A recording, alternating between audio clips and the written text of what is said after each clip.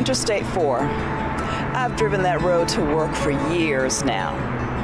I loved driving it.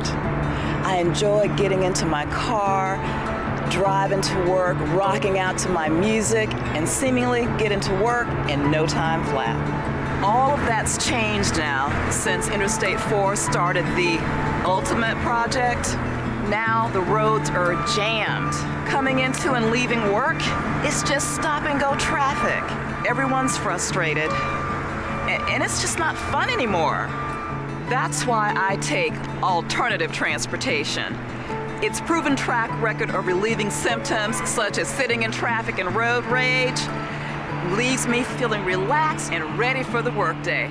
And with Huey Avenue being closed for a full 18 months, it's important that you also consider alternative transportation. It worked for me.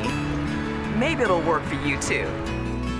Alternative transportation. Proven fast relief from traffic jams, road closures, and road rage. Not taking alternative transportation could produce side effects that include drowsiness, extreme irritability, increased sweating, bouts of rage, headaches, slurred speech, Tourette syndrome, narcolepsy, nausea, upset stomach, diarrhea, constipation, vomiting, swelling hands and feet. Ask your doctor if alternative transportation is right for you.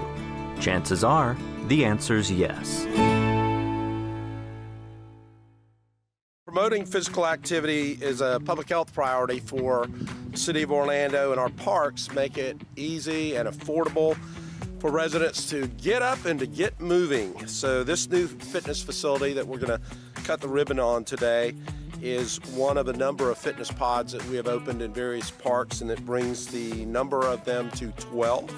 And that's a lot of opportunities to get fit.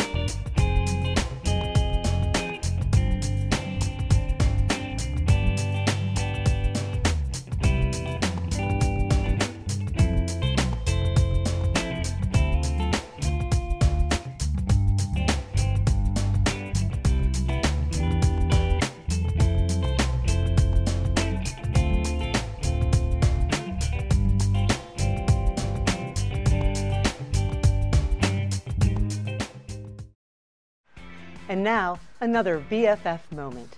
Best friends forever? It's Best Foot Forward for pedestrian safety. Did you know you must stop for a pedestrian in a crosswalk and stay stopped until they're in the opposite half of the road or on a raised median? It's the law. Stop for peds, or it could cost you $164 and 3 points on your license. It could cost them their life. Join the movement. Put your best foot forward for pedestrian safety. I yield for peds. Do you?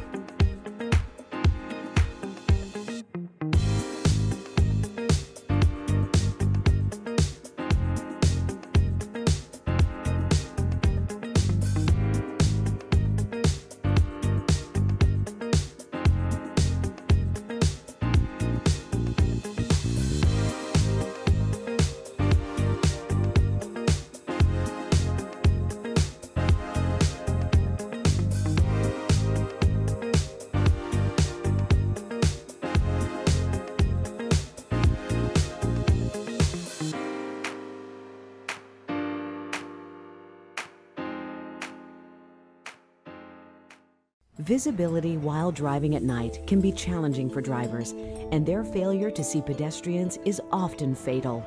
In Florida, 75% of pedestrian fatalities occur at night. Many drivers say they never saw the pedestrian. What will it take to see them? Can you see him now?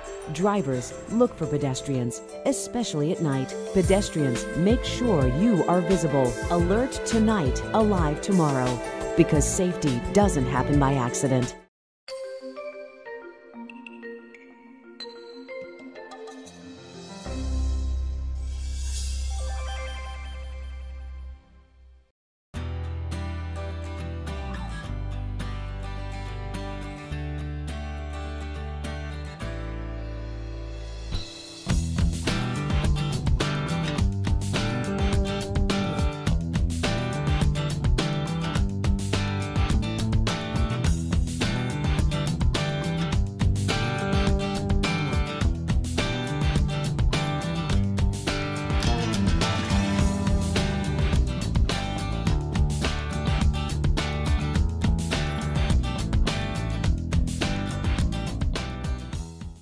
Here at Gilbert McQueen Park to cut the ribbon on this beautiful new playground that looks so fantastic. The kids have already been enjoying it, and today is the last day of Blast History Month, so it's an opportunity to remember Gilbert McQueen, for who this park is named for. Private Gilbert Demopoulos McQueen was killed in action in the Korean War on June the 3rd, 1951. He was a member of the 24th Infantry Regiment, 25th Infantry Division of the Army, and this park honors his name and his legacy, and we want to remember what he gave to this community. Our shared dream is to be a place that celebrates rich history, where learning, laughter, and entertainment come together. A destination where memories and new friends are made. A destination where local flavor and eclectic cuisine meet, and where culture and community connect. Ideas are created and reimagined. We are rising, bigger and bolder. We invite you to discover your urban in downtown Orlando.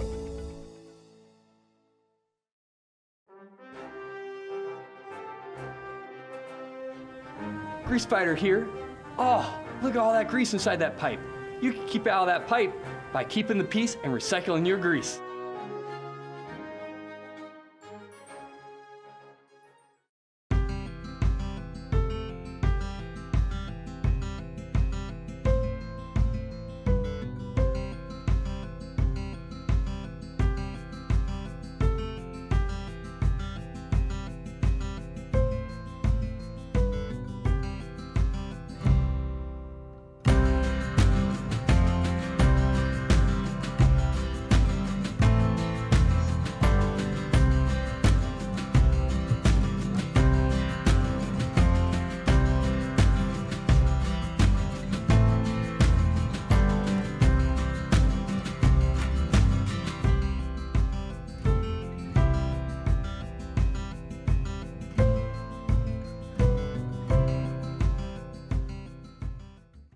I'm very proud because before I started this job right here, I was homeless.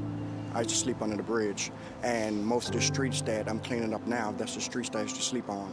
I'm thankful that they gave me opportunity. You know, it's changed my life tremendously. Like I said, I was homeless. You know, now I'm in the process of looking for a house to buy. Through this program,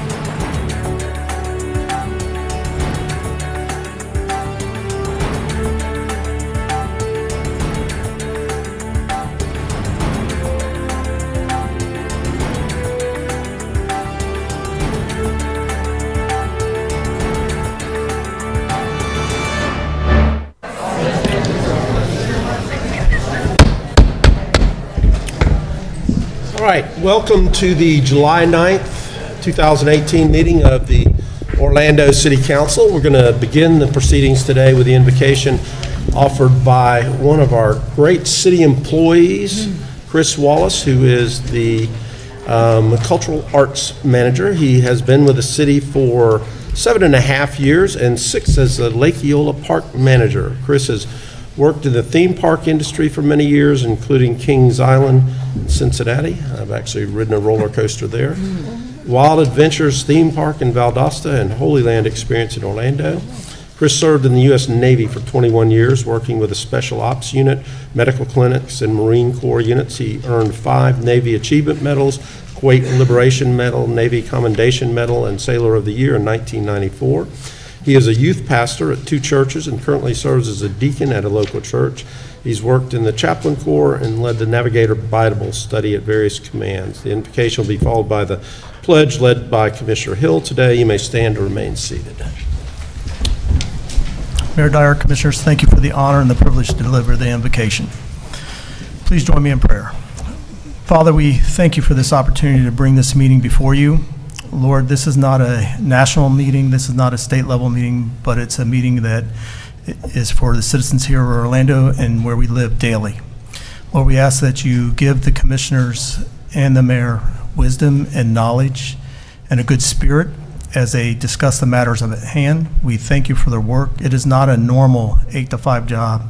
Lord, it's a tireless job. They work evenings, they work long weekends. And Lord, we thank you for their effort and their work in making the city of Orlando a wonderful place to live. Lord, we just ask for your blessings upon this meeting. Give them guidance and wisdom. In your name, amen. Amen. I pledge allegiance to the flag of the United States of America and to the republic for which it stands, one nation, under God, indivisible, with liberty and justice for all. The finals. Thank you.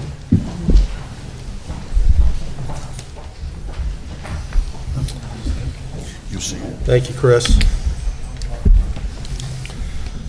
Okay, let's call the meeting to order. Madam Clerk, would you call the roll and make a determination of quorum, please? Commissioner Gray. Here. Commissioner Ortiz. Here. Commissioner Stewart. Here. Commissioner Sheehan. Here. Commissioner Hill. Here. Commissioner Ings. Here. Mayor Dyer. Here. Mayor, you have a quorum with all members present. Thank you, Madam Clerk. Let's take up for consideration the agenda review and City Council meeting minutes from June the 25th. Motion by Commissioner Stewart. Was it second by Commissioner Hill? All in favor of the motion indicate so by saying aye. Aye. Those opposed, the motion carries. Okay, we have no presentations today, so I'm going to go right into the mayor's update and start on a happy note. I guess it's a happy note to have a birthday, right? Yeah. Privilege of getting older than privilege not many Mayor. Right. Commissioner Sheehan's birthday was July 6th, 2 days after the birthday of our nation. So we have a tradition of singing happy birthday to those that deserve it. So if you'll join me, happy birthday to you, happy birthday to you, happy birthday, Commissioner Sheehan, happy birthday to you. Half said Patty, half said Commissioner, so I have a lot of friends in the audience. Well, maybe you want Commissioner Ortiz to simply do a solo. I'll be more than happy to. In Spanish. All right. So we've had a little bit of media interest in our facial recognition pilot project, and I wanted to make sure that all the commissioners as well as the public were updated on the Amazon video analytics that we're doing with OPD. Byron sent out, well, along with the chief, a very detailed memo last week on the extension of that program. And I have to tell you, as a government, we've had a long history of leveraging technology to provide more efficient and timely city services, even down to our permitting operations. And OPD is the first city in Florida to join, OPD was the first city to join the White House Police Data Initiative. We were awarded the Smart Cities Council Readiness Challenge. So I'm extremely proud that Amazon would want to partner with the city of Orlando because of our strong commitment to innovative government. And I believe it's our responsibility to explore different types of technology that may have a value in public safety efforts, and that's why I'm supportive of the staff continuing to evaluate and do internal testing on Amazon's video analytics technology through a proof of concept pilot. As a city, we are always evolving in our efforts to keep our communities safe, and I look forward to learning more about this tool in the future. Okay, really happy note. There's a lot of people in the audience today because we are approving funding for 18 Mayor's Matching Grant projects, and they are grants that will support neighborhood associations, not-for-profits, schools, and they offer programs to help us enhance quality of life in our city. The projects include adding neighborhood safety features, enhancing the beauty of our neighborhood, critical mentoring programs, increased access to creative arts, education, and culture. I know there are a number of people that are smiling about that today, so if those organizations that are receiving matching grants would stand and be recognized, please.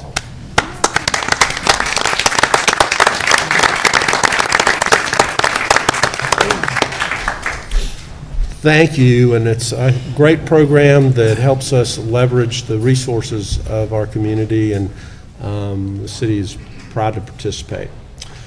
I know Commissioner Hill will want to talk more about item B5, but I also want to mention it because it's something that has been needed to be done for a long time, and that's a contract to begin the long-awaited cleanup of Lake Nottasulga. Nottasulga. So we don't want to use the other nickname anymore. Yeah. So everybody get used to saying Nottasulga, and it's going to be a very, very nice amenity for the Hero Estates neighborhood, but right now it is a lake that has been an eyesore to the residents of that neighborhood. Last year the city was able to acquire the property, actually the property that contains the lake with a donation from a property owner, and we're going to begin cleaning it up with the removal of the invasive vegetation that's all around the lake, as well as things that have been disposed of by various individuals over the years. So I look forward to that cleanup, Commissioner. The City of Orlando remains committed to the revitalization of the Paramore neighborhood, and that includes facilitating environmental remediation. I think we all know that there's a cleanup ongoing of a former site that was a gasification plant. It was actually operated from the 1800s all the way through 1960. The initial cleanup is removing contaminated soil and replacing it with clean dirt, concrete cover, or both, and the next phase will be the construction of a concrete barrier wall, and that's expected to start by the end of the year.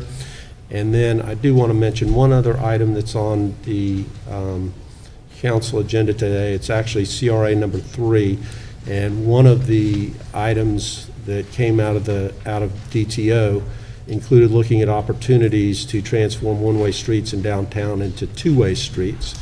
So we're going to at least take a look at and study the North Quarter transportation area, so the north and south parts from Colonial up to Ivanhoe. With that, we're going to move on to the consent agenda, and the consent agenda is a number of items that are acted upon through a single vote of council. We give each of our council members an opportunity to comment on items on the consent agenda and update you on important happenings from their districts. Commissioner Ings? Me? Important. Oh, everything is important in District 6. Yes. We rotate the order that we do that, and today we're going to begin with Commissioner Hill. Thank you, Mayor. Good afternoon. And thank you, Mayor, and Council for your support on B5. As the Mayor stated, it is a long time coming, but this has been a team effort, and I'll be remiss not to thank our law department. Thank you, Kyle, for all your hard work and effort through the years on this, and our Public Works and Byron Brooks. Thank you so much. The residents of Harrison Estates, this is one of the main things when I came to office, Mayor, that they wanted done was this lake cleanup, and we also have some infrastructure that we're going to be putting in place around that lake and in that community. So I look forward to the cleanup. What's really great about this cleanup is that the Orlando Rescue Men's Shelter is going to adopt this lake and make sure that they help us keep it clean and maintenance this very, I think, important piece of revitalizing Harrison Estates, especially when we start talking about a lake in a community and making it a park and green space and sitting around there with our seniors being able to breathe some fresh air finally, because it's been horrible, the smells that has been emitting from that lake. And I'd like to thank the property owners by gifting us with this retention pond / lake. And so anyway, on June 25th, I hosted a going away appreciation celebration for the members of my District 5 Youth Advisory Board. We started that Youth Advisory Board with 3 students, and they came from different places around the city of Orlando, not just District 5, and multiple schools, multiple ethnicities, genders, and economic, social brackets. And what they have done is did some peer mentoring. Now we have 30 students. Most of them are graduating now and going off to college. And they have, throughout the last 3.5 years, volunteered almost 360 hours. And I've saved the city close to $8,000. But more so than that, they've developed leadership skills. They have also been giving so many community awards. And when they go into Rock Lake, our Jackson Center, our Northwest Community Center, and teach my kids robotics and how to create apps for games. They just have been instrumental. They have been really my boots on the ground. At any community event, you might see them volunteering, either doing registration or guiding people into their seats in different areas of the city. So I'd like to say thank you to the Youth Advisory Board. And if you might have any youth that are 12 to 18 that might want to be a part of the Youth Advisory Board, I would welcome them to come in. They get their community service hours to get scholarships. They also have their own city badge, and they are exposed to civic government. They work in my office. They work with all the other commissioners. They kind of treat them as their kids. They get to be arm locked with the mayor. So I just think it's great to expose them to public service and government. On June 28th, I attended the PKZ program in our downtown recreation. And again, because of Mayor Dyer's leadership and relationships with the Conference of Mayors, the National Conference of Mayors, through the City of Orlando's Paramore Youth Employment Program, we were awarded a $25,000 check and a $10,000 check from Bank of America and the United Conference of Mayors. So I'd like to thank Bank of America and the Conference of Mayors, but especially you, Mayor, for being an example of leadership and making sure that the kids in Orlando, especially this summer, I think in that Paramore area had over 150 kids with summer jobs. And what I would like to think is also a crime prevention piece.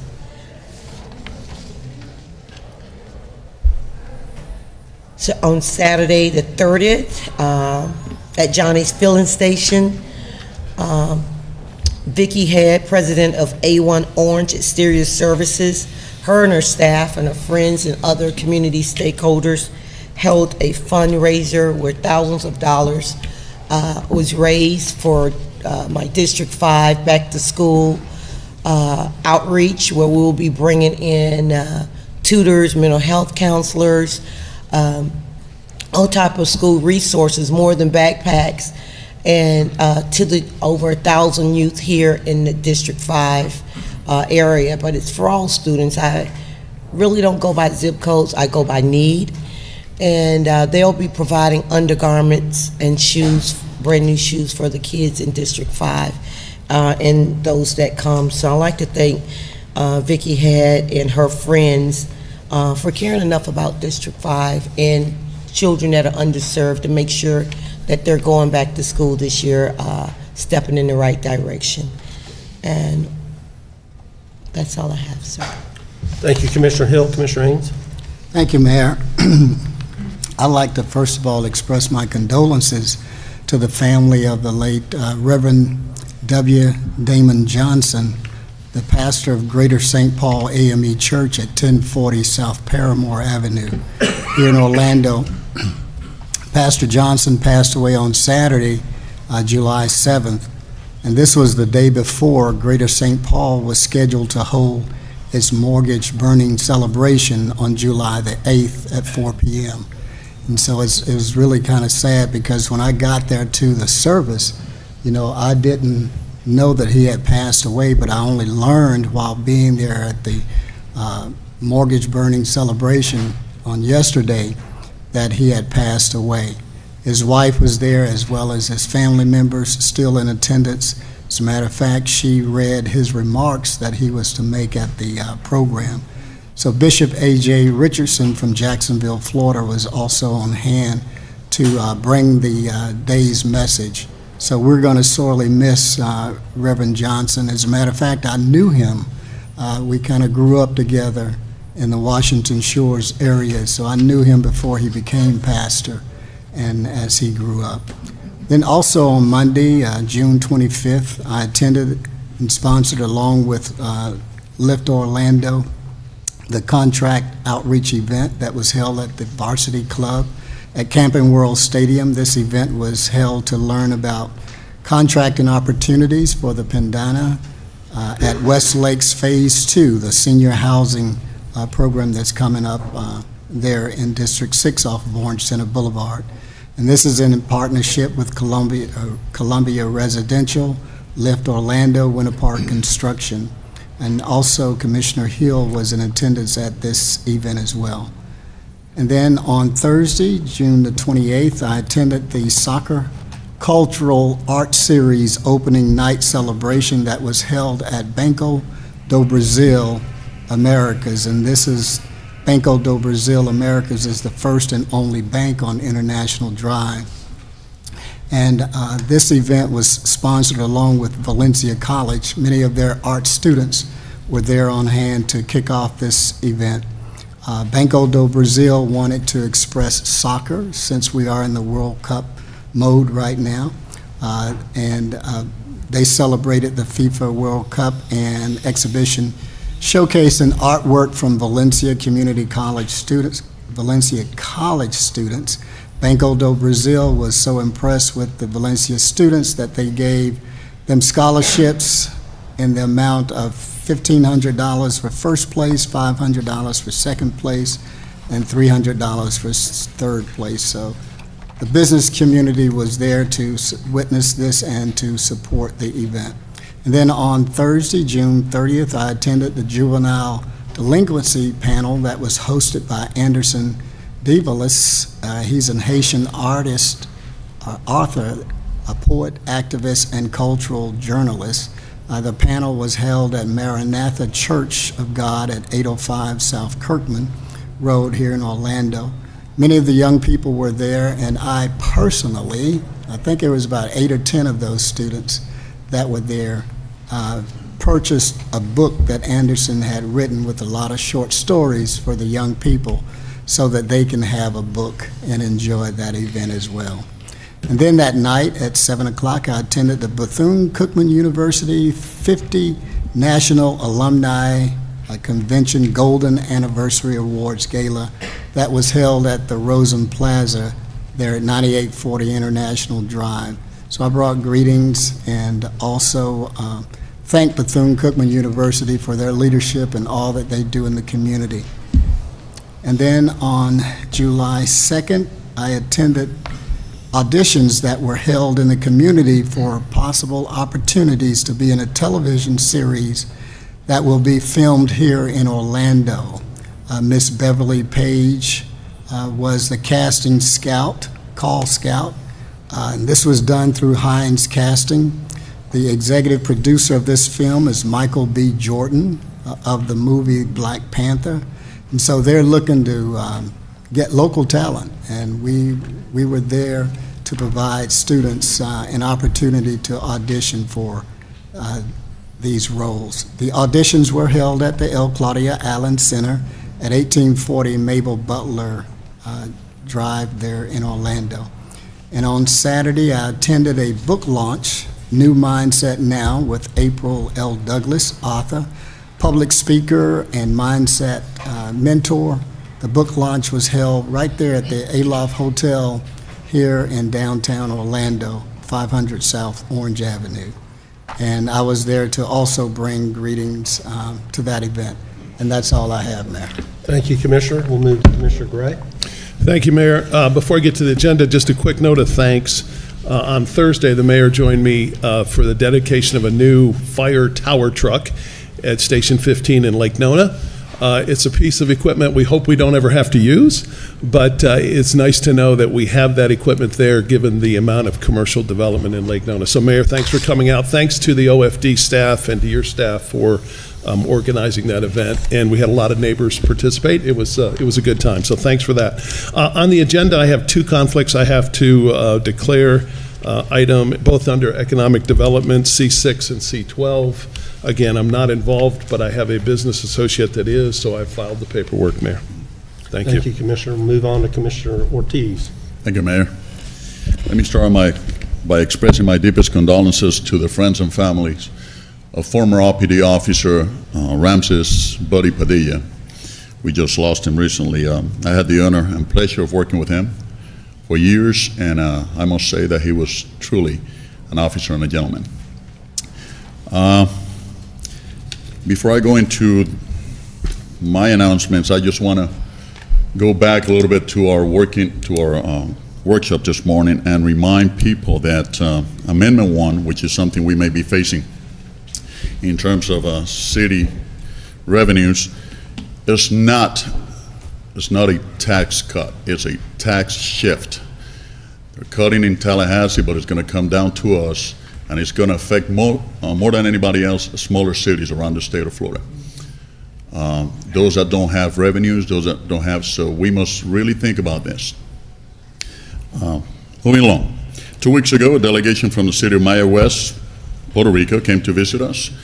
Their visit served to help strengthen the ties between both cities while also sharing ideas about how our city government works here in Orlando. I would like to thank Mayor Dyer for receiving them, and they really enjoy the conversation with you, Mr. John Perron and Mr. Keith Grayson, for welcoming and helping them. They were grateful for all the assistance provided. They came to see actually our Lake Eola. They want to do something similar down there, so something that we must be proud of. On Tuesday, June 26th, our National Night Out Dover Shore Summer Camp participants were pampered by our Orlando Police Department and our Orlando Fire Department with a special event about safety and bullying. A fire truck, motorcycles, and horses were showcased for the young crowd, and they also had the opportunity to interact with officers. I'd like to thank Ms. Georgiana Butler, Carl Anderson, Dustin Wheeler, all the officers involved, the firefighters, and staff for your commitment to keeping our kids, our younger generation, informed and in safety issues. On Wednesday, June 27th, I joined Mayor Dyer and some very passionate professionals at the Boards and Brews event at Ace Cafe. That was a very enjoyable event, wasn't it, Mayor?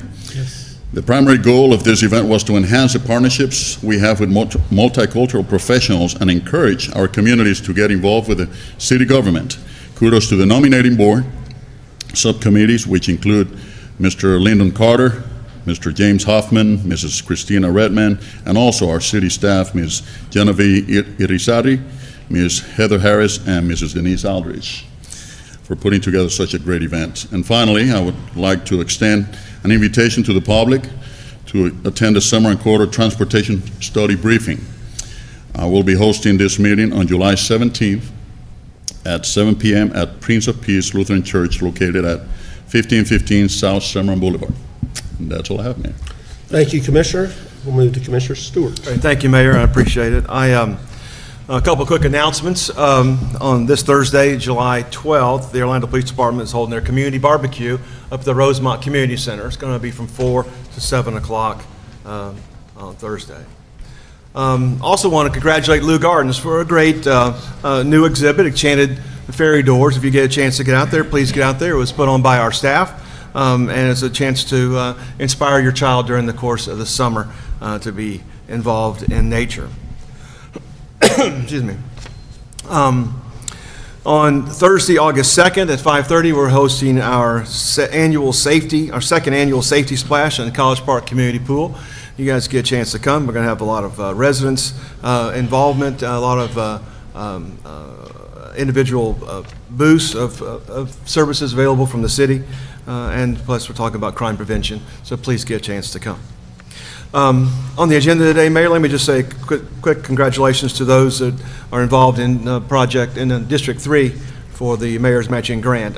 This is something that we get a chance to brag about. I appreciate your continued leadership in it. It's important to our neighborhood. So I want to say a special thanks to Audubon Park School. We're finally putting in the community garden over there, and we're great to be partnering with y'all. Of course, Big Brothers and Big Sisters are doing work with the Dueling Dragons and the mentoring program. Edgewater Youth Sports is doing scholarships. Florida Symphony, of course, involves in District 3, is doing a summer camp. Lake Orlando Homeowners Association is hosting their National Night Out again, along with us. Those are just a few that impact the community residents in District 3. I just want to say thank you. I appreciate the work that you do. We get a chance to leverage your sweat equity, I guess would be a good way to put it. And we get a chance to get some community involvement out there. So thank you all very much for what you're doing. That's all I have, Mayor. Thank you, Commissioner. And District 4, Commissioner Sheehan. Thank you, Mayor. And while he's here, I'm going to embarrass him a little bit. Chris Wallace, one of the reasons why Lake Eola is a beautiful place is because of you and your devoted staff. So I just want to thank you. And a lot of people don't realize that our Lake Eola swans are taken very good care of, and it's a lot of extra work. And I'd hear from Chris every time one of them was injured or harmed or anything like that. We take it very seriously. But this man really did a wonderful job for us for 7 years at Lake Eola Park, and we certainly appreciate you. So thank you for being here today. And again, it doesn't just happen, y'all. We had to put funding into the park. You know, we had a lot of issues at Lake Eola Park. When I was first elected, Lake Eola Park was not a place you would want to take your kids. And I'm very proud that now it is a place you really want to take your kids. So if there's some challenges, I know we might have some of other parks that are not insurmountable, and I certainly had them at Lake Eola when I first was elected. So thank you, Chris, for all your hard work.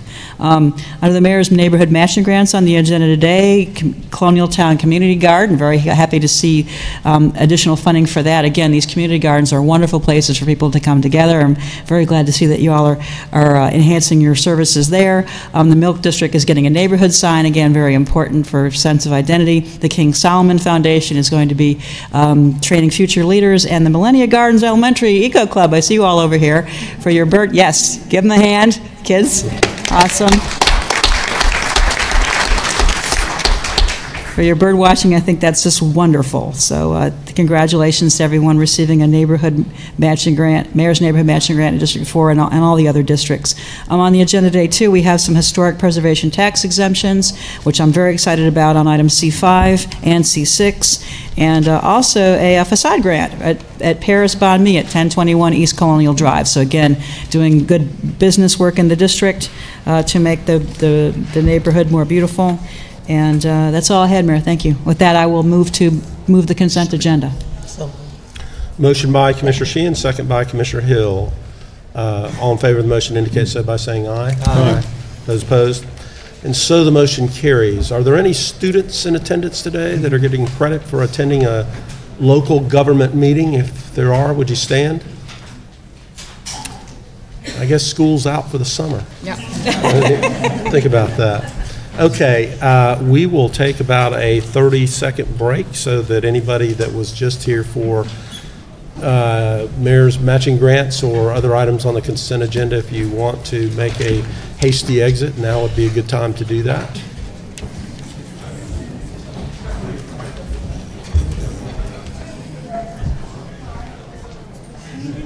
No, I'm all set.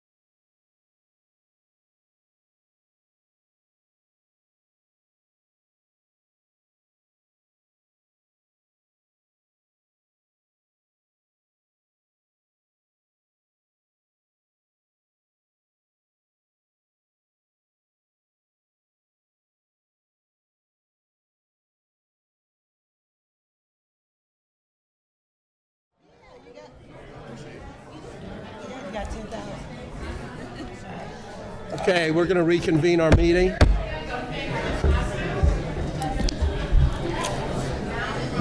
Actually, instead, we'll reconvene the CRA meeting. How about that? I'm going to put you on the list and give you the information for our lunch.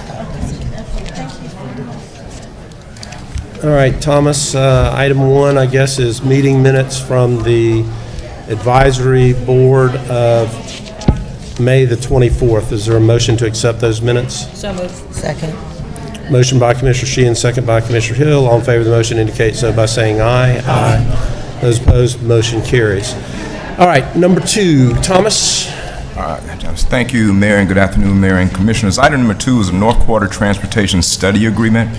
As you know, the DT Outlook, the latest iteration of the Downtown Community Redevelopment Area Plan, expresses the need to assess opportunities to transform one-way streets in downtown into two-way streets in order to improve pedestrian accessibility and also facilitate the use of all forms, all modes of transportation. As a result, your CRA has partnered with the city's transportation department on such a study within the North Quarter, and we have Transportation Director Billy Hadaway is going to present more information on that. All right, Billy. Thank you, Thomas. Commissioners, you should have a slideshow here.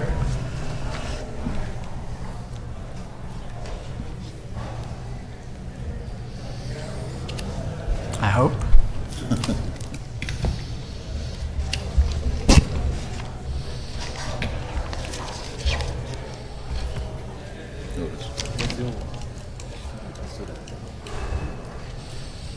That's budget.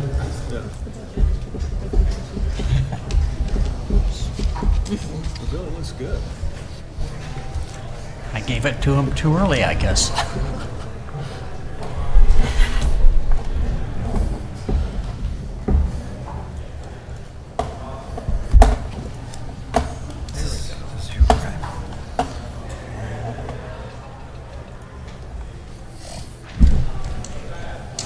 Thank you. So to support the DTO efforts, the Transportation Department has worked with a couple of consultants. We're getting ready to go into phase 2 of the study. Phase 1 was primarily a data collection effort, and the consultant that did that work has just finished that up, which is why we're going into phase 2. So in the first phase, obviously we're looking at the feasibility of converting the one-way street to two-way, and early on we thought that looking at the traffic volumes and just the way those segments, the way the corridor as a whole is broken down, that it would make sense to start on the North Quarter, north of Colonial, up to Ivanhoe. The volumes are much lower there. It'd give us a good opportunity to look at what the impacts would be, and with the idea that we would eventually take the conversion down to potentially Anderson Street. So if you look at the North Quarter study area, you can see it goes from Magnolia up in Ivanhoe Boulevard, up on the north side of downtown, to Colonial, as I just mentioned. And these are all the documents that the consultant reviewed as part of their study during the data collection. Part of what we have to consider is the fact that Ivanhoe Boulevard and I-4 is going to be redesigned as part of the I-4 Ultimate project, and have to look at how that's going to impact the travel patterns in there, because there will be a direct access to the managed lanes on I-4 to at the north end of Ivanhoe Boulevard. We looked at as I mentioned earlier, we looked at data. Obviously, you can see here there's about 750 crashes, various crashes, mostly rear ends, and 17 incapacitating injuries. Fortunately, no fatalities, but there is a high rate of rear end and side swipes when compared with the rest of the city. And you can also see that 11 bicyclists and 7 pedestrians crashes were reported in that time frame. So they looked at some preliminary concepts as far as cross sections. Those will be reevaluated during phase 2 and refined as part of the process, looking at how we get the multi-use trail connected to the north, but also maintaining on-street parking and pedestrian safety issues. So in looking at all of them, basically they all operate at similar levels of service. The one thing I think to keep in mind is by the time this project goes into design and then construction, should we continue the project, it would more than likely be after the I-4 Ultimate project is open, and so much of the traffic that's using the downtown streets to commute back and forth to the north and south will likely be shifting over to I-4. So the data will likely change that we collected early on. Phase 2 is going to be much more of a stakeholder and public involvement phase using the data that we collected early on. We are working with the communication department already to identify stakeholders in the corridor and others to make sure that we get a lot of public involvement in this phase, which is how any process like this should be handled. And as you can see, we'll be looking at refining the cross sections, looking at access to the corridor, parking, also land uses and access to transit and other travel modes. And out of that will come planning level costs, which would normally go into concept design once that phase, once this phase that you're approving is complete. And with that, open it up to any questions you may have. Questions? Commissioner Stewart? One of the challenges that we have is every time you talk about some planning document, the community thinks it's already been done. Understood. So this is one of those where we really don't quite know what to do. That's except correct. that we want safer pedestrian traffic and downtown corridor. So I appreciate you stepping in and providing some of that leadership and continuing to tell the community that we're really trying to figure out what to do. Yes, sir. More than anything else. And likewise, the other benefit of two-way streets, which we've seen across the country, is they much better support retail than do one-way streets. Typically downtowns, once those streets have been converted to one-way nationally, they've struggled to ever be vital again. And so this is a unique area in that it's been designed, yes, sir, developed as one-way. Correct. So it doesn't have a lot of that retail issues on it, but the amount of pedestrian traffic, an increased number of apartments that are there, really does need to be much safer. Agreed. So I appreciate your leadership on it. Thank you, sir. And I can tell you, I would say once every couple of weeks, I go home usually on Magnolia, there's a car coming the wrong way at Colonial Drive on Magnolia. That will help with that issue as well. I had one turn into me the other day as well, coming south. All right, other questions? Is there a motion? So moved. Motion by Commissioner Stewart, second by Commissioner Ortiz. Discussion, hearing none, all in favor of the motion indicate so by saying aye. Aye. Those opposed, motion carries.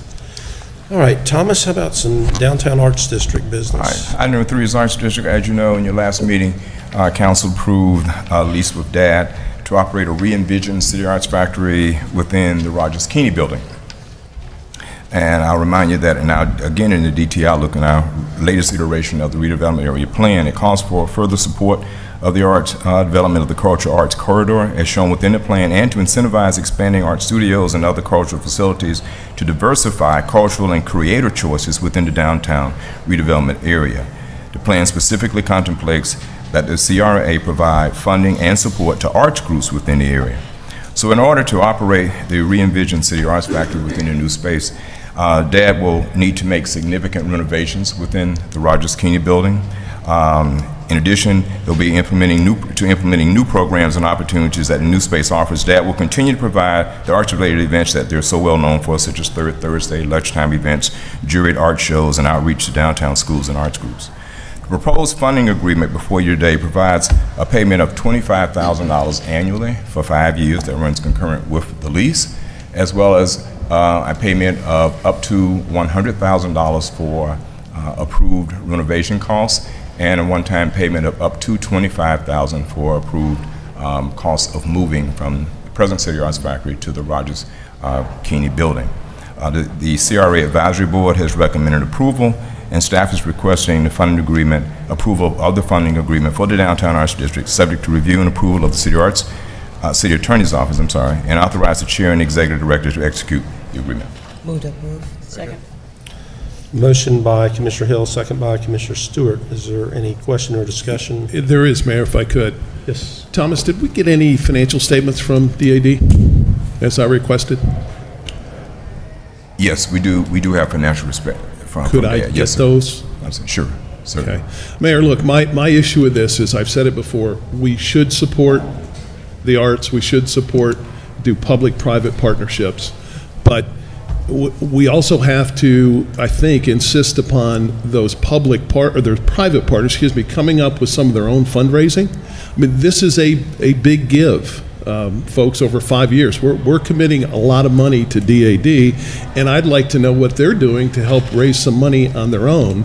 We had the same discussion, you might remember, 2 years ago when we talked about their lease, how expensive it was, and that they were going to do some more of their fundraising, and I haven't seen a thing since then, nor have I today. So, Thomas, I'd love to support it, but I don't know how I can support it if I don't have any financial information to know what DAD's doing week in, week out.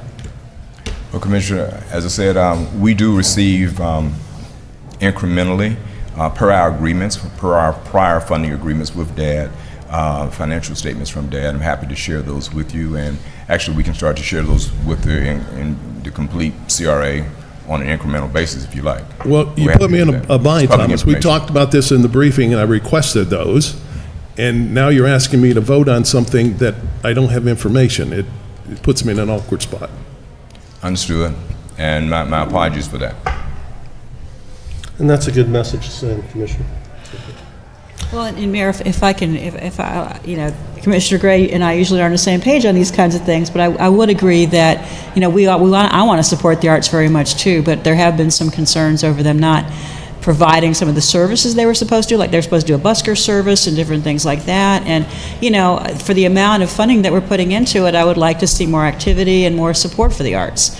I think, sometimes when you fund people and just give them money, they get, a little complacent. Yeah, and not that we want to yank their funding, but we want them to be a little more,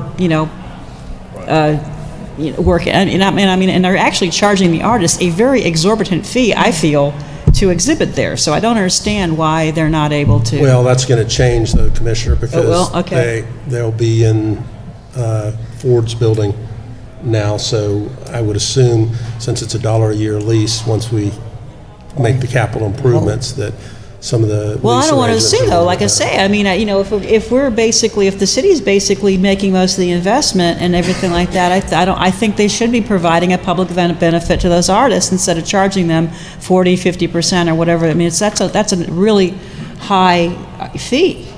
So anyway, I concur with. I've said it before. There are some not-for-profits that we probably should be funding more because of their results. There are some not-for-profits we probably should cut back because they aren't getting the results. And I don't feel comfortable that we have a process to monitor and to give these groups appropriate notice of how we feel about it. And I thought we sent a clear message to Dad a year or two ago when we did the lease that you guys got to step it up. But question. Commissioner Ortiz. Commissioner Hill. Commissioner, and I totally agree also with Commissioner Gray. Sure. I'm your girl again. But I want to echo what Commissioner Sheehan has stated. And is there any kind of way we can amend the contract? Because I would love to see Dad create some type of scholarship or offsetting the cost of startup artists, those that aren't established as others, to be able to utilize and showcase their work also? Well, you're being asked to obviously there's a funding agreement before you, and certainly we can amend. We can bring it back with an amendment at any time, with any amendment for your approval. Since we're getting into this discussion, I would like to just remind or point out to the Commissioner, just remind you that Commissioner Gray is absolutely right, and we had these discussions privately with Dad and his leadership, and they recognize it, that 2 years ago, the last time this lease came before you, if it was 2 years ago, there was a distinct message sent. But that message centered around the rental of the building that they're currently in at Orange and Pine, the current City Arts Factory, and that the Commission was not satisfied that that was the most efficient circumstance and situation between us for them to be situated there. And so just want to point out to you what you already know, which is, based on the lease that you approved just 2 weeks ago, and in addition to this funding agreement that comes to you today, the cost reduction, decrease to the CRA is significant in this first year, and even much more significant in future years, based upon what the 10-year history has been. Now, I would point out, as Commissioner Gray would, that you've agreed to lease them a building at much less than market rate, $1 a year for an entire building. So there's, of course, a quantifiable value with that. But the out-of-pocket costs that the city and the CRA will experience in its partnership with DAD is tremendously lowered, based on that lease that you granted or you approved last time, even as you factor in the one-time $100,000 renovation costs, the one-time moving cost of up to $25,000, and then the ongoing $25,000 a year prior to what the prior or current agreement is. It's a significant savings for us. Thomas, I hate to challenge you, but I'm not sure I totally agree with that. Okay. What's our rent with DAD now? A little over $500,000, I think, a year. $288,000. Okay, so if we lease this third party to a user at today's market rates, you could generate a whole lot more than what the CRA is paying for the rent today. So if you did even $20 a foot, I think the building's about 7,500 square feet. 76, yes. Okay, so you do the math. I mean, that's $150 a year. There's $760,000 in rent over 5 years. If you leased it third party, we could use that money, subsidize DAD's rent today, and have some money for some other not-for-profits. So I'm not saying we shouldn't do it. I'm just saying we've got to hold the not-for-profits accountable to make sure they're doing the mission that we ask them to do. And maybe they're doing it. I just don't have any details to prove they are. We're already down this road. We approved the lease agreement, and then I feel morally obligated when Ford gave us the building. Absolutely. That was part of the understanding that DAD was going to, yes, or they would relocate from City Arts to the Ford Keeney building. And there's also a, is it 20-year, 30-year? 20-year. Restriction that building be used for arts. For the arts. So that's kind of the appropriate use. Commissioner Gray, though, how about if we give Barbara 60-day notice and ask her to come in and give us a presentation on where DAD is headed, and we can ask all the questions that need to be asked. That'd be fine. Thank you, sir. And how about the scholarship? Yeah, and as a working artist, I mean, my percentages, say, run anywhere from 15 to 30%, depending upon the venue where I'm hanging my art. It seems like DAD is even higher than that. And so why is a private business offering me an opportunity as an artist to sell my art at a lower rate than a subsidized city facility? I just don't understand that. So that's something that I'd like to know. And again, if there's hanging fees, there are certain people who can't afford to pay a hanging fee. That disenfranchises minority artists and different people that can't do that. So again, I just want it to be for the people who most need it to start as an artist. And and I don't want to get into saying this is what we've always done, so this is what we're going to continue to always do. Sure. And I know that we have got some really cool buskers throughout downtown that are kind of doing their own thing. I'd rather have a proper program, but there are some very talented people that we might be able to help actually have a regular gig and set them up as a busker. I mean, there's a kid with a violin out there that's amazing. But we don't have a proper program, and if someone tells him to move on, he has to. And we have re-engaged in discussions with DAD's leadership about that recently, and they're studying that now, the busker program situation. We're sensitive to more than one commission that's asked that question, and we're looking back into it. Okay, and there's a kid out here with a piano one day. He was amazing. So why can't we have more of those cool, unique experiences? And DAD, I'd look to DAD to help us provide those. Sure, as do I. So last thought on this. Now, we are arguing a little bit at cross purposes because Commissioner Gray is saying they need to raise more, or either through charitable contributions or make an income. And we're also arguing they ought to be giving their space away for less than they're generating. So those are competing thoughts right there. Yeah, there. Okay. All in favor of the motion indicate so by saying aye. Aye. Those opposed, motion carries.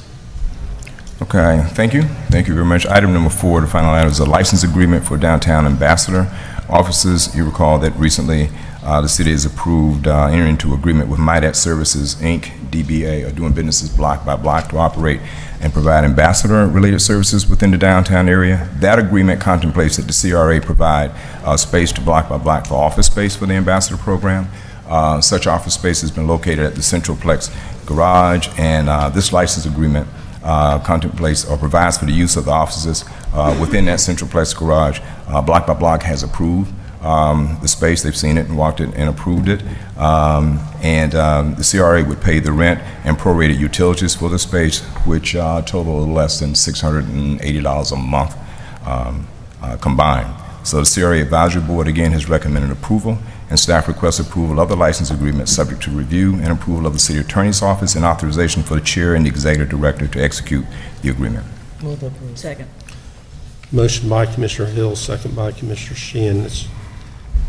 Discussion. Hearing none, all in favor of the motion indicate so by saying aye. Aye. Those opposed, motion carries. Further business, Thomas? There's none. Thank you. All right, thank you. Then we will adjourn the CRA meeting without objection, and we'll reconvene the City Council meeting, and that brings us all the way to ordinances, hearings, ordinances, first read. Madam Clerk. Ordinance 2018-42, an ordinance of the City Council of the City of Orlando, Florida, amending the city's adopted growth management plan to change the future land use map designation for approximately 10.94 acres of land generally located west of Narcoossee Road, north of Boggy Creek Road, and east of Golden Sunburst Avenue, from Neighborhood Activity Center to mixed-use corridor, medium intensity on the city's official future land use maps, providing for severability, correction of scrivener's errors, and an effective date. Move to approve. Second. Motion by Commissioner Gray, second by Commissioner Ortiz. Is there anyone from the public that would like to testify on this matter? Discussion among commissioners. Hearing none, all in favor of the motion indicate so by saying aye. Aye. Those opposed, the motion carries. Hearings, ordinances, second reading, number 1. Ordinance 2018-36, an ordinance of the City of Orlando, Florida, amending Articles 2 and 3, Chapter 57, Orlando City Code to modify Sections 57.15, 57.16, 57.19, 57.20, 57.21, 57.22, 57.23, 57.27, 57.28, 57.29, and 57.30 relating to MWVE compliance procedures, certification appeals board, providing for severability, codification, correction of scrivener's errors, and effective date. Second. Motion by Commissioner Sheehan, second by Commissioner Hill. Is there anyone from the public that would like to testify on this matter? Discussion among commissioners. Yes, sir. Commissioner Ings. Thank you, Mayor. In reference to the purpose of removing the certification board, because the certification board, from my understanding, has been operating very well for the past over 30 years, and there have been over 700 MWBE firms that have been certified by this board. So I'd like to know what is the purpose of removing the certification board.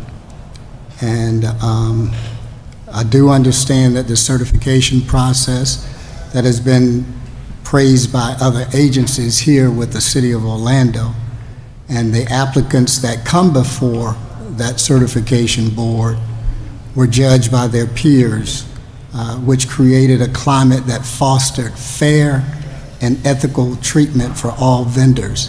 And the real problem that I have is citizen oversight will be removed from the certification board. And when you place it in the hands of one individual who now certifies these firms, it leads to a doorway that I think we are going to be really sorry that we created.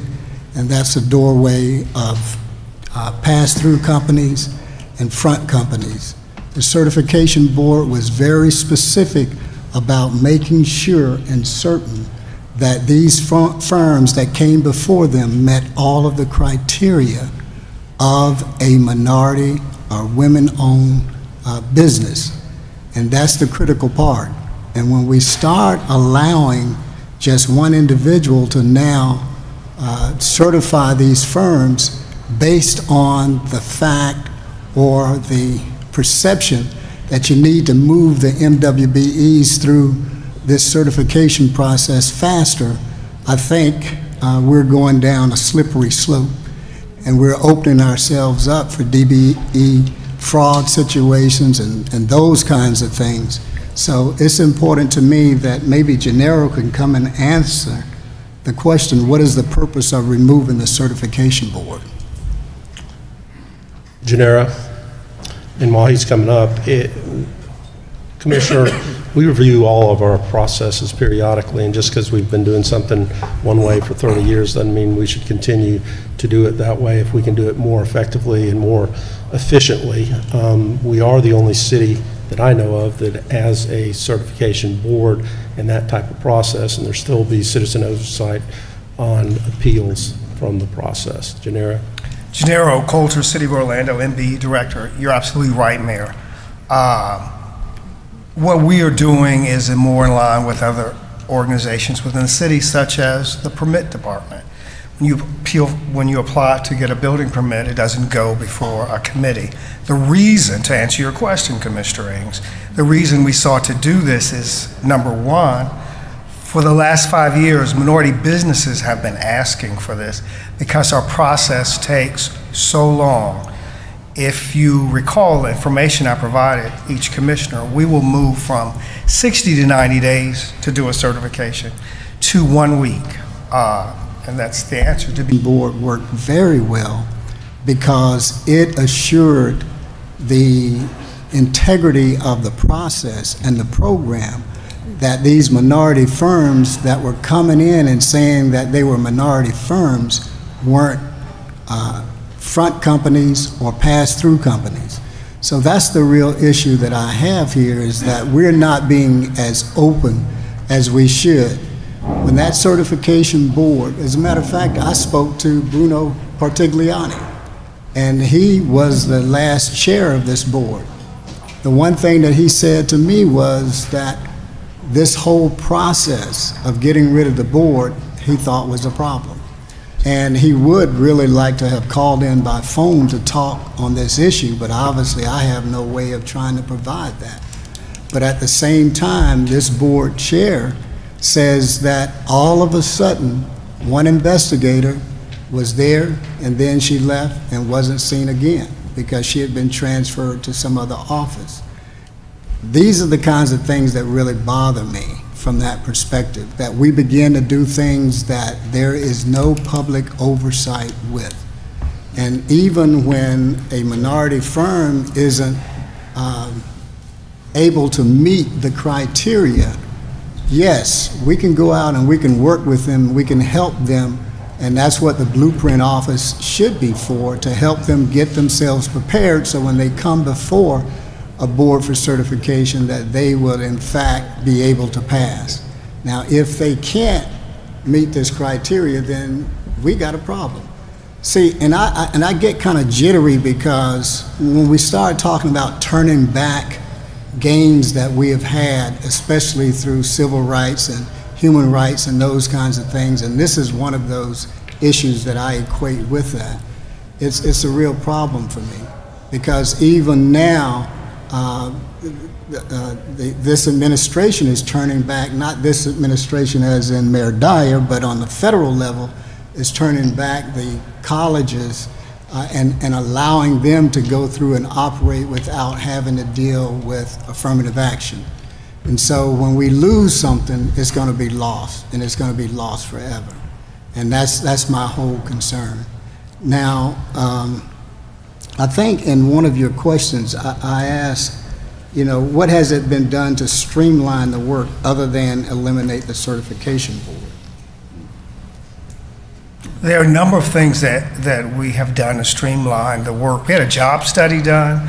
We reorganized the work, and the first annual report under my leadership showed a 50% increase in the amount of money being paid to minority businesses.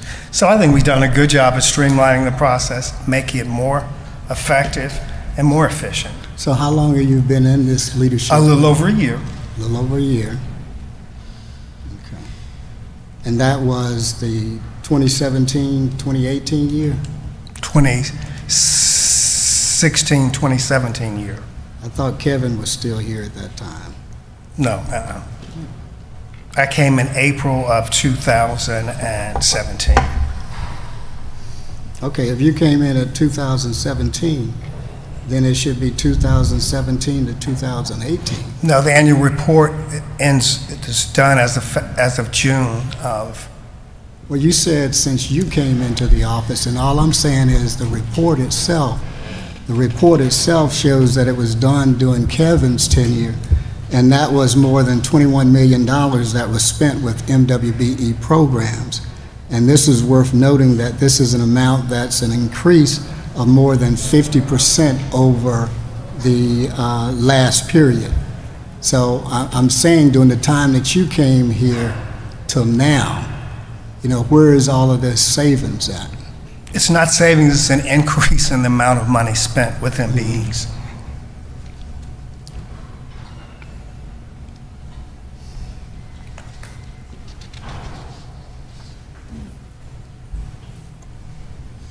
And I just want to say too that you know, this company are our jewel constructors. Okay. Yeah, you brought it up. That's right. Let's go. And you said, don't go anywhere, Gennaro, because I do have a question for you concerning this. You said that your company was denied twice by the certification board from being certified, when in actuality, the certification board only denied one time.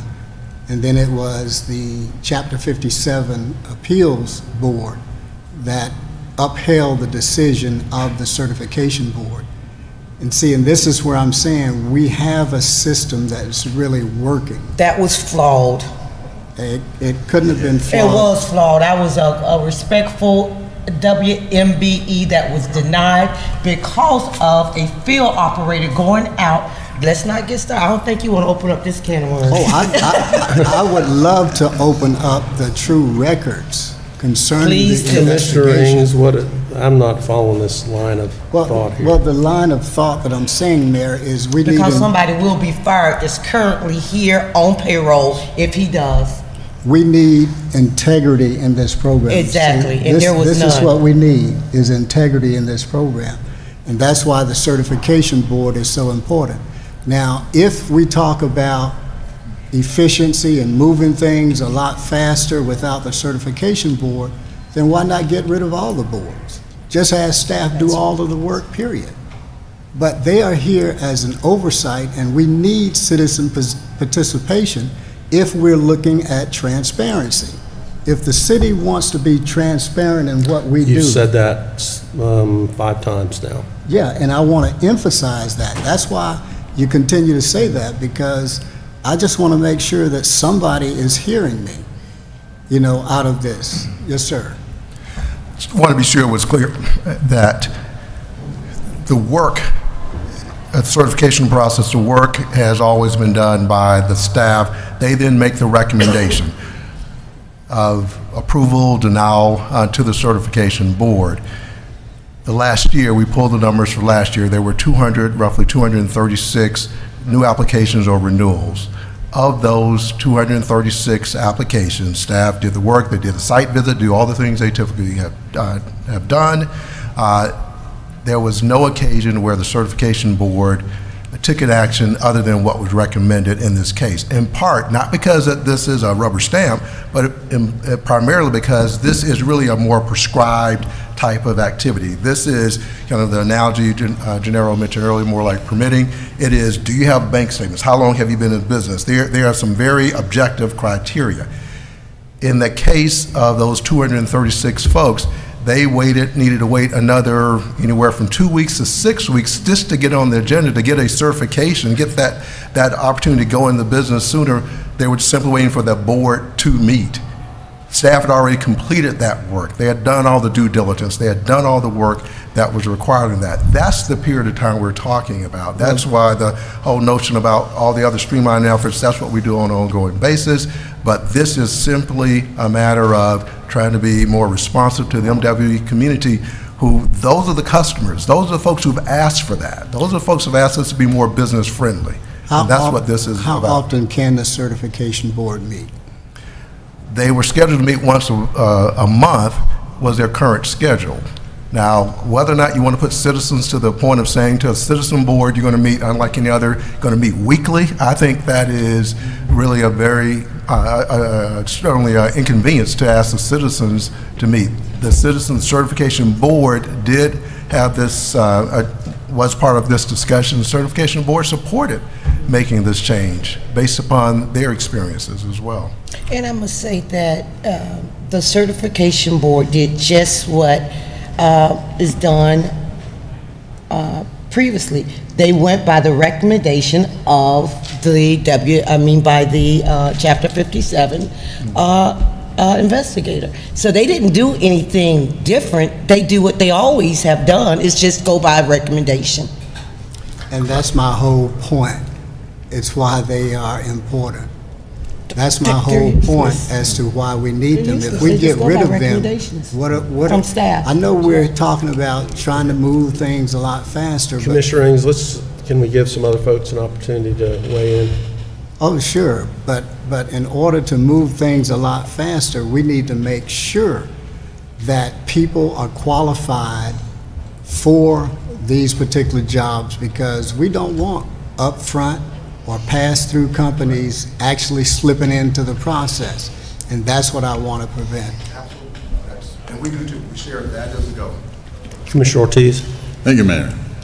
Commissioner Ings, you just answered your same question you were asking. That's why we need the new streamlined process, because we need people that do know this, so it will be a lot faster. Why having 700 companies certified when we can have 900? And that's what we're looking for here.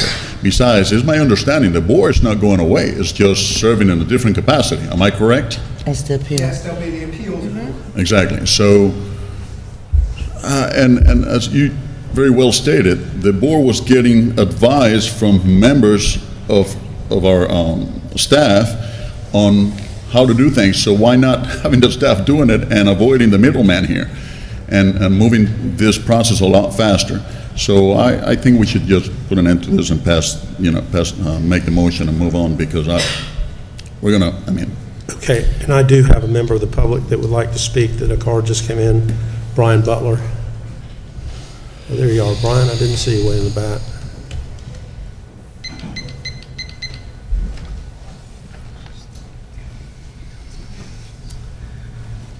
Good afternoon, Mayor. Good afternoon, City Commissioners. I'm Brian Butler, JCB Construction, 800 West Gore Street, Orlando. Also a member and past chair of the National Association of Minority Contractors. I can speak on this as both owner of a minority business as well as a part of the Minority Contracting Association. And I'm in support of the change. As it was mentioned earlier, that things have changed during this process. 30 years ago, when my mother and uncle started the company, they went through a process that was very tedious, and one that even the recertification tends to be that way. So if you tend to be in the position of, well, I suffered through something like this and therefore everybody else should suffer through the same, I'd say that's just not appropriate to be done. We do recognize that the Certification Review Board does the work of and listens and gets guidance from staff. The challenge is, again, the timing of things, and you've all kind of articulated that here today. So I respectfully disagree with Commissioner Ings on his position about this. As a minority contractor and as part of the association, we want, again, to have the opportunity for more firms having the opportunity to start or move forward with their certification. I know that the airport is having some challenges in doing that at this very moment, and so anything that we can do to allow for the streamlining of processes, I think will be beneficial for all. I will ask that there is not a lack of focus on compliance. I think that's the biggest part that you really need to look into and make sure that there's teeth into whatever perhaps happens with firms that are not doing the right thing, such that they are barred from working with the City of Orlando or being certified. with the city of Orlando. I think that is the area of focus that needs to be done. So people who aren't playing by the rules, they are then dealt with in that way. So I think I've summed up where the position of minority contractors, where JCB's position is, where my personal position is about this, and I thank you for your time. Thank you, Brian. Mayor, if I may say something else, please. Commissioner Ortiz. I had scores of calls complaining about the same thing Mr. Butler just mentioned.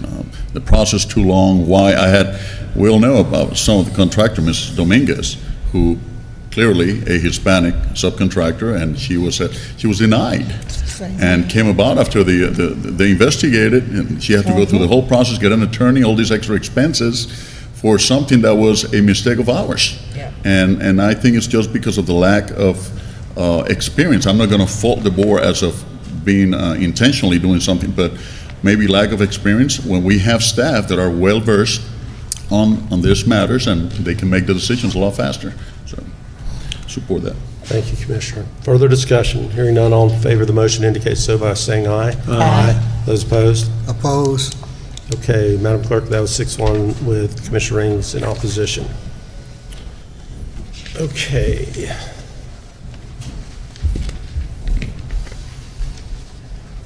Number 2. Ordinance 2018-37, an ordinance of the City Council of the City of Orlando, Florida, relating to the development and use of land, amending Section 62.498 of the Land Development Code to limit the hours of operation of food trucks and other mobile vending uses in the Conway Road Special Plan area, providing for severability, codification, correction of scrivener's errors, and an effective date. Motion by Commissioner Ortiz, second by Commissioner Bray. Is there anyone from the public who would like to testify on this matter? Discussion among commissioners. Hearing none, all in favor of the motion indicate so by saying aye. Aye. Those opposed, motion carries. Number 3, Madam Clerk. Ordinance 2018-40, an ordinance of the City Council of the City of Orlando, Florida, amending ordinance number 2017-67 relating to certificates of use, providing a new implementation date, providing for non-codification, correction of scrivener's errors, severability, and effective date. So moved. Second. Motion by Commissioner Sheehan, second by Commissioner Hill. Is there anyone from the public who would like to testify relating to this matter? Discussion among commissioners. Hearing none, all in favor of the motion indicate so by saying aye. Aye. Those opposed, motion carries. Number 4, Madam Clerk. Ordinance 2018-41, an ordinance of the City Council of the City of Orlando, Florida, amending the city's growth management plan to change the future land use map designation of approximately 1.08 acres of land generally located north of East Livingston Street, east of North Magnolia Avenue, and south of East Amelia Street from office high-intensity in part and residential medium-intensity in part to downtown activity center, further amending the city's growth management plan to establish a new sub-area policy for the same property, changing the property's zoning designation from high-intensity office residential with the traditional city overlay district in part to downtown activity center with the traditional city overlay in part, and from medium intensity mixed residential office with the traditional city and historic preservation overlays in part, and 1 to 5 family residential district with the traditional city and historic preservation overlays in part to downtown activity center with the traditional city and historic preservation overlays, providing for amendment of the city's growth management plan and zoning maps, providing for severability, correction of scrivener's errors, permit disclaimer, and effective date. So moved. Second. Motion by Commissioner Sheehan, second by Commissioner Stewart. Is there anyone from the public that would like to testify relating to this matter? Discussion among commissioners. Hearing none, all in favor of the motion indicate so by saying aye. Aye. Those opposed, motion carries. Number 5, Madam Clerk. Ordinance 2018-38, an ordinance of the City Council of the City of Orlando, Florida, relating to the Poitras East Community Development District, granting petition of TDCP LLC, establishing and naming the Poitras East Community Development District pursuant to Chapter 190 Florida statutes, describing the external boundaries, the functions, and the powers of the district, designating 5 persons to serve as the initial members of the district's Board of Supervisors, providing legislative findings for severability and an effective date. Move to approve. Second. Motion by Commissioner Gray, second by Commissioner Ortiz. Is there anyone from the public like to testify on this matter? Discussion among commissioners. Hearing none, all in favor of the motion indicate so by saying aye. Aye. Those opposed, motion carries. All right, let's go to ordinances on first read. Number 1. Ordinance 2018-39, an ordinance of the City Council of the City of Orlando, Florida, relating to an Orange County Municipal Service Benefit Unit pursuant to Section 125.01 per N1 per NQ Florida statutes, consenting to the continuation of the existing Forest Pines and J.W. Burke Sub-Municipal Service Benefit Unit on land recently annexed into the City of Orlando, providing for severability, correction of Scrivener's error, and effective date. So moved. Motion by Commissioner Sheehan, second by Commissioner Stewart. Is there anyone from the public who would like to testify? Discussion among commissioners. Hearing none, all in favor of the motion indicate so by saying aye. Aye. Those opposed, motion carries. And number 2.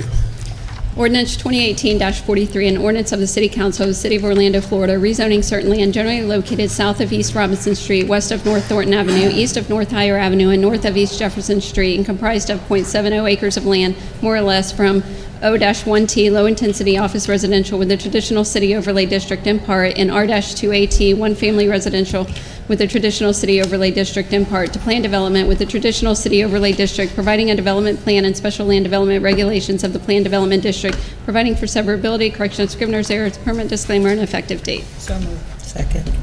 Motion by Commissioner Sheehan, second by Commissioner Hill. Is there anyone from the public who would like to testify on this matter? Discussion among commissioners. Hearing none, all in favor of the motion indicate so by saying aye. Aye. Those opposed? And so the motion carries. Okay, that's all of our ordinances. We do have a quasi-judicial hearing today, which is on the agenda, a recommended order from a hearing officer in case number QJ 2018-01 relating to a request for a conditional use permit for an accessory dwelling unit outside of the traditional city and located at 840 Bethune Drive. The petitioner in the case is Stella Lewis. The applicant is Linda Ganuni. Linda Ganuni. So we will begin with background from Dean Grandin, and then we'll hear from both the petitioner and the applicant if they are here, and I think there is somebody representing both sides. And what we will do, we generally give the petitioner and the applicant, or however that's going to go, at 5 minutes each, so we'll do that after we hear from Dean. Thank you, Mayor Dyer. As you described, I'm going to do a little background and an overview of the case. This is regarding the Bethune Drive accessory dwelling unit.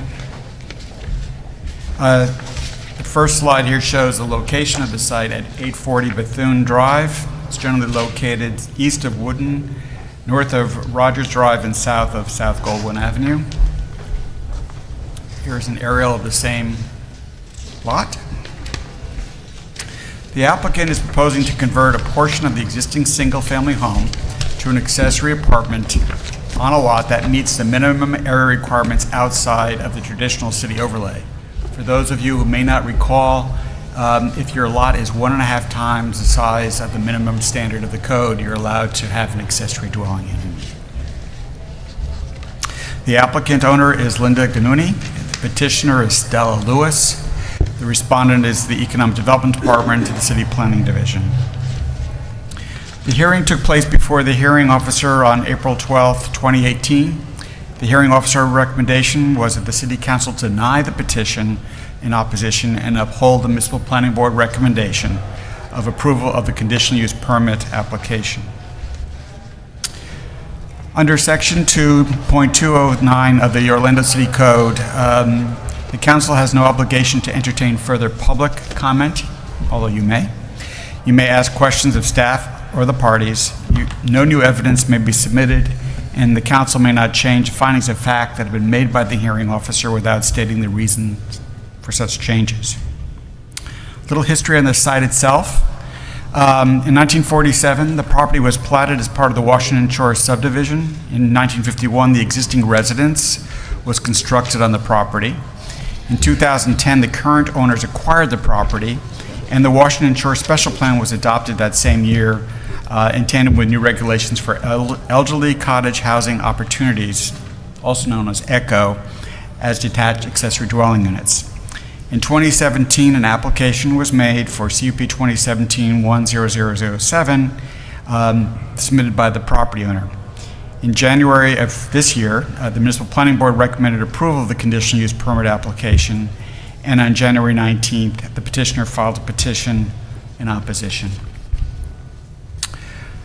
Chapter 58, Part 1B, FG1A, talks about compatibility. The property meets the minimum lot size standards for eligibility of an accessory apartment. Property meets a standard requiring 1.5 times the minimum lot size. Eco housing allows for detached accessory units by right. However, this subject proposal includes an attached accessory unit and therefore requires conditional use permit because it is outside of the traditional city overlay. The hearing officer concluded that the petitioner failed to produce the required competent substantial evidence necessary to justify overturning. It came out of the Washington Shores special plan process where there was really an emphasis to provide additional housing for extended families, for the elderly, so that families could have their relatives live on site with them. Okay. Is that the purpose of this particular accessory building, is for a family member? My understanding is the applicant in question is proposing to house the applicant's father in the accessory dwelling unit. Okay. And does the applicant live here? Is this the applicant's address, primary address? That question can be, I don't believe the applicant lives there today. The intent of the applicant, based on what was stated before the Municipal Planning Board and before the hearing officer, was that their intent is to move from their current home to this location and make it their primary residence along with the accessory dwelling unit for the family member. Mayor, can we get a response from the applicant? Well, we're going to have the petitioner have 5 minutes, and then the applicant have 5 minutes, so you can Okay. ask questions when they Thank come you. up. Any other additional questions for Dean? Thank you, Dean. Okay, Stella Lewis. You'll have 5 minutes, Stella. Good afternoon to the mayor and to the city council. I feel it an honor to come before your council this afternoon, but I'm very disappointed in the actions that has been taken by the Municipal Planning Board as it relates to the recommendation by the hearing officer. I had touched base with the attorney, one of the city attorneys, and I asked if I could make exceptions to the findings of the hearing officer. There was a number of things that came up during the hearing opportunity, and it was not noted in the recommendation of the hearing officer, which was very crucial. Number one, the square footage was 1,740 square feet. It was too many square footage in order to accommodate the accessory apartment. It was noted, I got notice that the applicant would have to reduce the square footage from 405 to 363 point something. And there is nothing in this recommendation that says that they should do that particular thing in terms of lowering the square footage. Commissioner Ings asked a question if there was a difference between the echo and the accessory. There is a difference. They're two different things. Number one, the echo cottage is detached. The accessory apartment is part of the main building and has to adhere to the square footage in order to have that apartment. Now, if the city has their ordinances, they should abide by it. And if the facts were given as I stated, that the square footage is incorrect and it should be reduced, I think that should be taken in consideration. Number two, it was asked if it was for elderly, were the elderly people going to stay there. The applicant is not an elderly person. From your statute in the ordinance, it was going to be for elderly, single parent, single individuals to reside in these accessory apartments. The applicant is neither single or elderly. So I just feel that if the city is going to abide by their ordinances, then this should be opposed. If the applicant is going to make the changes, I think there should be something in writing stating that they have to make those changes in order to pursue the accessory apartment. I have no problem with it if, in fact, they are going to abide by the rules. We all have to abide by the rules.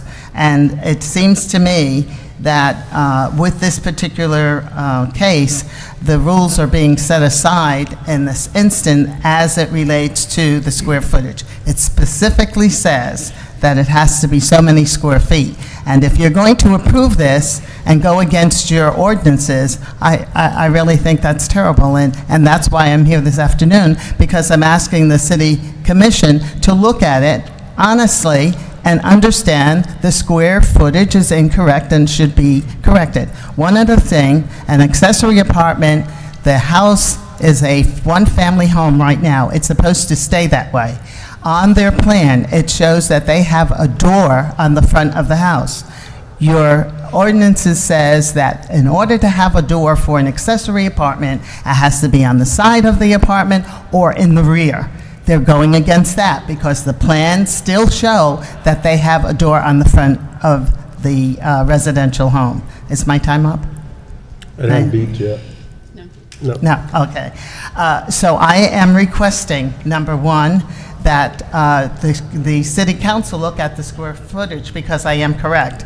You should have, I hope, had all the paperwork already, which shows that the square footage is incorrect. Number two, you should have a plan of the building which shows on the front, in the area of the garage, there's a door right next to the garage facing the front.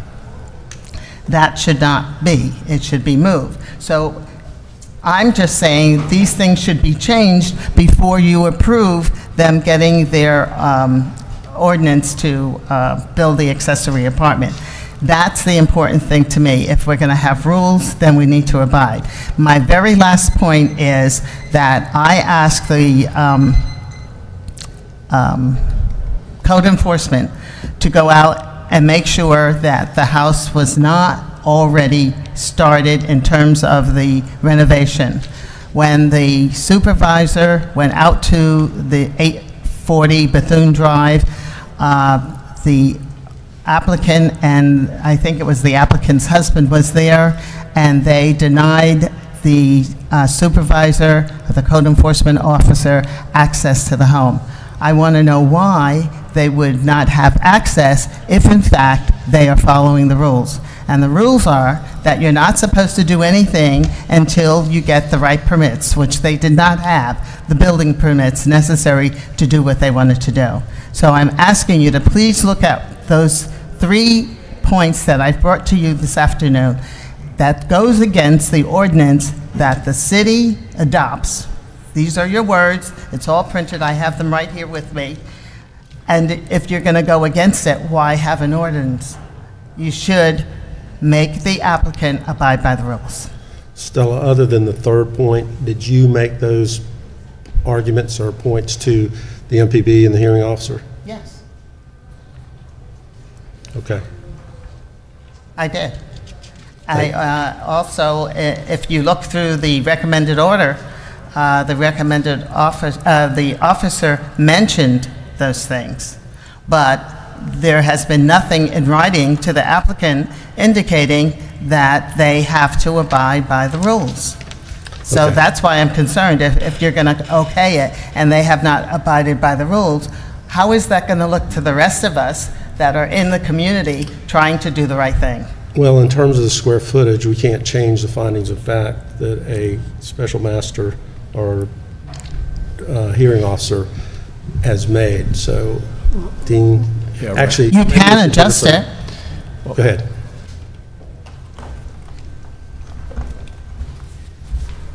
I just want to add that Mrs. Lewis is absolutely correct. I wish she were in our permitting services division to review the plans. We know that the square footage of the unit needs to be reduced in size. The solution is to use the existing mudroom on the house will become a common entry for the house and the accessory dwelling unit. By doing that, it drops the square footage for the accessory dwelling unit down to 364 square feet, and as such, it would meet the 25% rule for the code. The code also requires that the entrance be placed in the location as she described. The plans will have to reflect that as well when they come in for the building permit in order to proceed to create this unit. Okay, so that takes care of 2 of your items. Okay, let's hear from the applicant.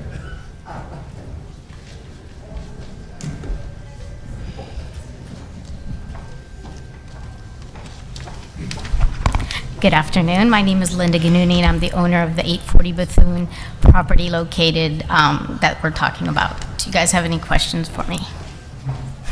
I guess Ms. Lewis is concerned about the assurance of your elderly parent staying there. Is that your third one? Well, the parent, if the parent is elderly, that's fine, but the resident is supposed to be elderly. I can give you the ordinance. Just real quick, it's a 4-bedroom, 2-bedroom house. Half the house I want to convert into an in-law suite so my father can stay in it.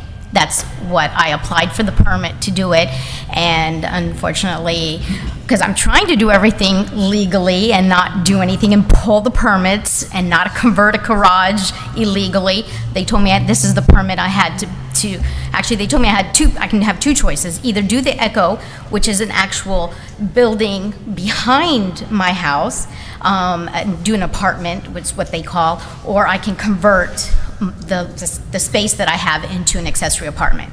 So I had decided it'll cost less for me to convert the area into an accessory apartment. Any other questions? Yes. Will you be residing at this location? It wasn't livable at the time, so we're doing the plan is to live there and have that as for my father. But we're not living there right now, but that is the plan for us to move there. So will you claim this place as homestead exemption once you move in? It's an option, probably. I'm not sure yet, but.